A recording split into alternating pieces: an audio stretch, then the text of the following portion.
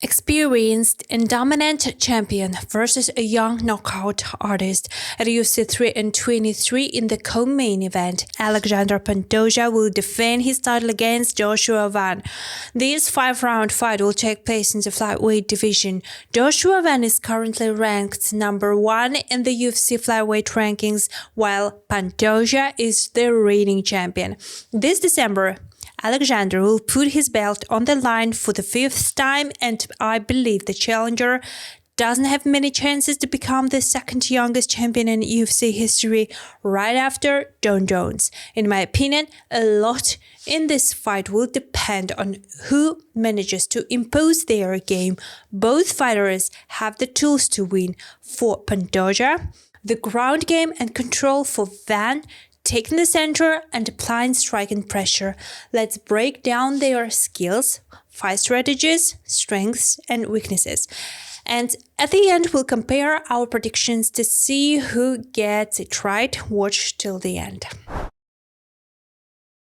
Joshua Van burst into the UFC flyweight top rankings, and after defeating Brandon Royval at UFC 317, he earned the number 1 contender spot. That same night, champion Alexandre Pantoja also secured a victory, and right after the event, they faced off inside the octagon, officially kicking off their rivalry. Pantoja is known for his dominant grappling and dangerous work off his back. He has some of the most effective submissions from that position. Meanwhile, Van boasts 81% of takedowns defense and leads the entire UFC roster in significant strikes landed per minute. And we can't forget about the championship rounds factor. Van has never gone 5 rounds, but I'm sure he has the potential. Pantoja tends to slow down a bit in rounds 4 and 5, though he still fights hard and keeps pushing.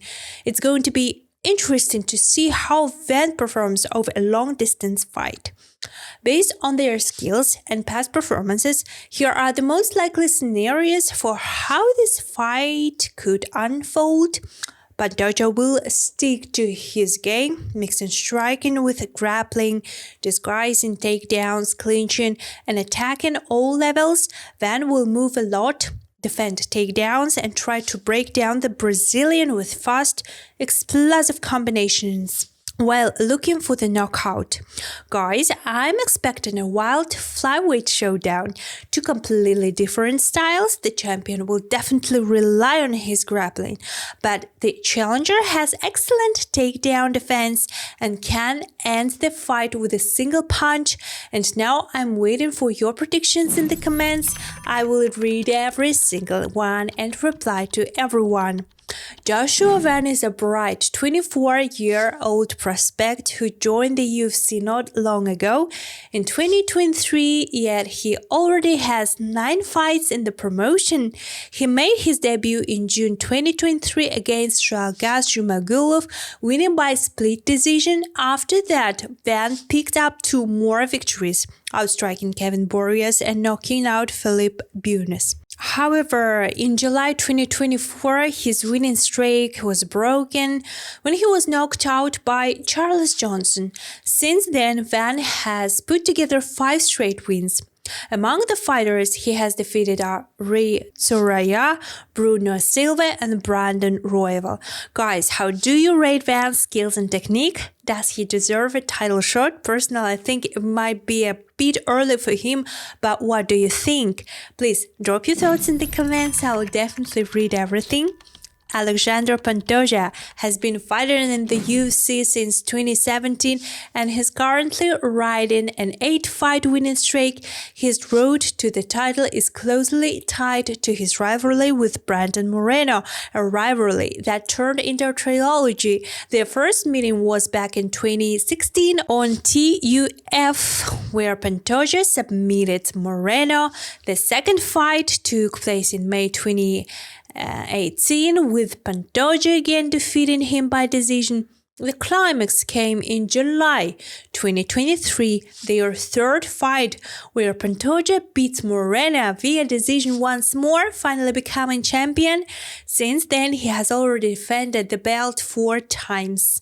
In these last 2 fights, Pantoja finished both challengers, and it's very possible he might do it for the 3rd time. He is on an incredible run right now. His stats only prove how good he really is. On average, Alexandre lands 4 and 36 significant strikes per minute and scores about 2 and 8 takedowns per 15 minutes.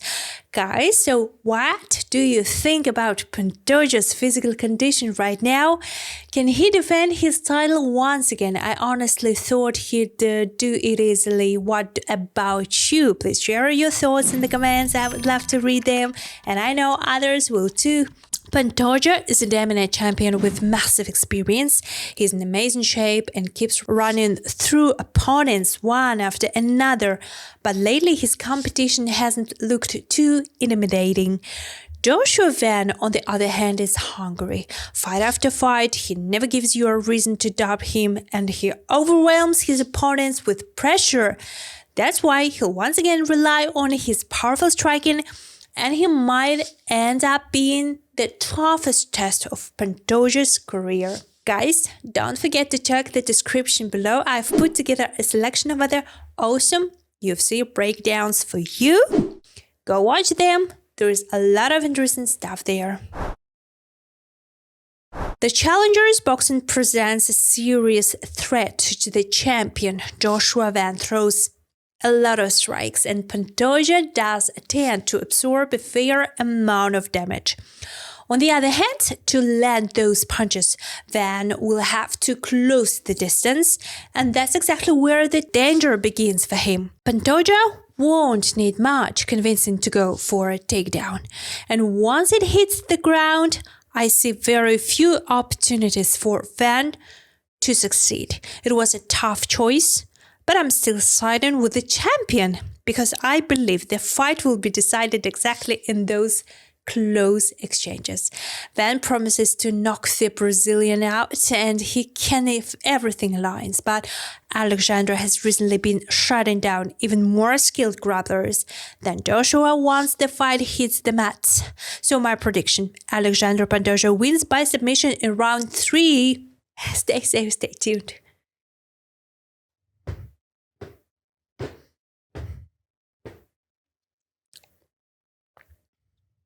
Experienced and dominant.